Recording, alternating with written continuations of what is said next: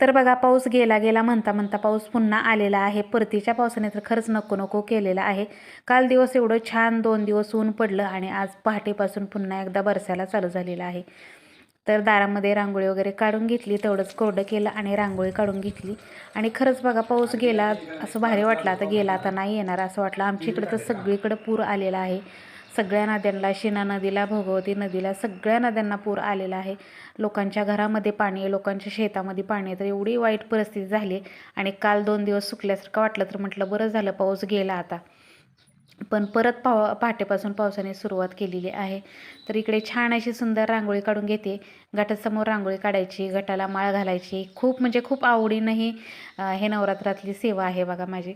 तर इकडे सुंदर अशी आजची छोटीशी रांगोळी काढली. आज काही देवीची रांगोळी नाही काढली. आज म्हटलं लाईटच नव्हती बराच वेळ, तर लाईटच नव्हती, अंधार अंधार झालेला होता. आणि त्यानंतर बघा आपल्या बागेमध्ये तर अजिबात आज फुलं पांढरे मिळालेली नाहीत. पावसाने सगळी फुलं जी आहेत ती खाली गळून पडली होती आणि खालचं एकसुद्धा फुल घेऊ नये. त्यामुळे पानं फुलं जी आपल्या बागेमध्ये होती ती आणली तोडून आणि गोकर्णाची फुलं मात्र भरपूर होती. तर जेवढी फुलं मिळाली तेवढी तोडून आणली आणि त्यानंतर मस्त अशी माळ बनवून घेतली. आता घटाला माळ घालून घेते आणि आज मी मस्त अशी तुमच्याशी डोश्याची रेसिपी शेअर करते. आणि डोश्याची रेसिपी जर तुम्हाला पूर्ण पाहिजे असेल रेसिपी तर तुम्हाला मोठा ब्लॉग पाहावा लागेल. आणि आता मी तुम्हाला शॉर्टकटमध्ये डोसा, मस्त असा वरईचा डोसा केलेला आहे आणि बटाट्याची भाजी, तर ते सुद्धा तुम्हाला दाखवते व्हिडिओमध्ये. घटाला माळ घालून घेतली, हळदी कुंकू वाहून घेतलं, पाणी घालून घेतलं आणि छान अशी आजची पूजा. तर आज पावसामुळे हार आलेला नाही, काय नाही, फुलंसुद्धा कमीच होती आणि देवाऱ्यातसुद्धा फुलं वाहून घेतली, झेंडूची फुलं होती. त्यानंतर आरती करून घेतली. आरती खूप महत्त्वाची आहे. दोन्ही टाईम आता घटामध्ये आरती झाली पाहिजे आपल्या देवघरामध्ये. इकडे छान अशी आरती करून घेतल्यानंतर मन अगदी प्रसन्न होतं.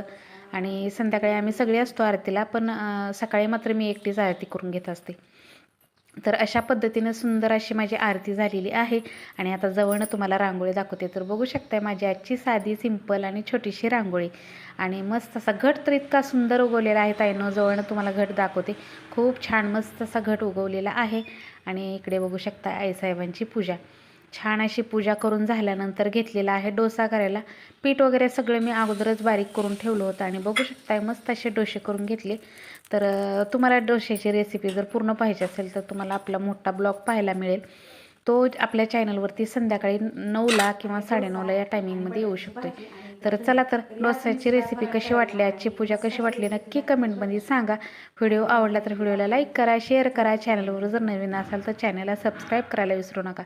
नैवेद्य वगैरे दाखवून घेतला आणि चला तर भेटूया आपण उद्याच्या छानशा छोट्याशा मिनी ब्लॉगमध्ये. श्री